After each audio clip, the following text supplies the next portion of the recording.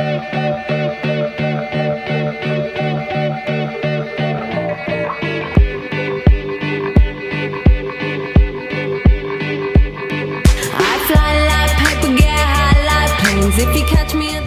there, this is Amanda from Alki Kayak Tours and Mountain to Sound Outfitters.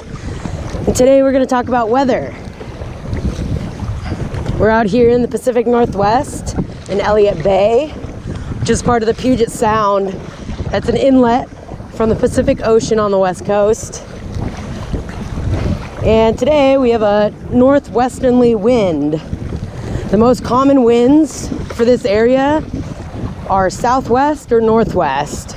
Understanding the winds when you're heading out and the tides is what's going to help you save a lot of energy when you're going out on your next paddle. The wind always comes from the direction that your forecast tells you. So if it's a northwest wind at 15 miles per hour, that means it's blowing in from the northwest and heading southeast. Right now we're paddling towards the west, as you can see the sunset, and you can see the direction of that wind on the water. Checking your forecast for the entire day, which is not always going to be completely accurate, and reading the water yourself before you head out will save you a lot of time and energy when you go for your paddle.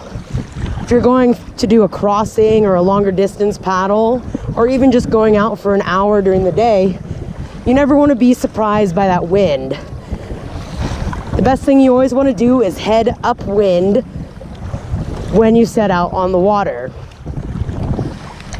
It might be challenging at first, but once you're a little bit more fatigued or tired after paddling upwind for about an hour to get to your destination or something you'd like to see, then you can have the wind at your back to help you back where you launched from.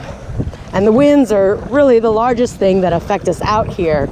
Since we're pretty far inlet from the Pacific, we don't see much current change or tide effect when paddling.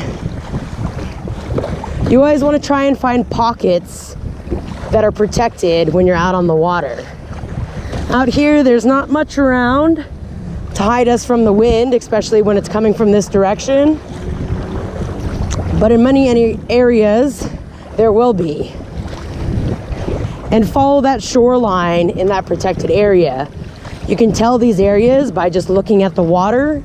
And if you see a lot more wave action, white caps, or rougher waters in one area, and then you look closer to shore, much calmer, that's your pocket to paddle in. Whenever you do end up in waves, you always want to try and hit them head on. You never want to paddle parallel to the waves because that's what could capsize you. Continue paddling through the wave. Every stroke is a brace stroke. And the more you paddle, the more stable you will be. So thanks for watching. I'm talking about weather here in the Pacific Northwest. Know your winds, know your tides. You can find free tide tables to print out or purchase a tide prediction book at any marine store. Visit us at Alki Kayak Tours to find out more information or take a paddle class. We'll see you on the water.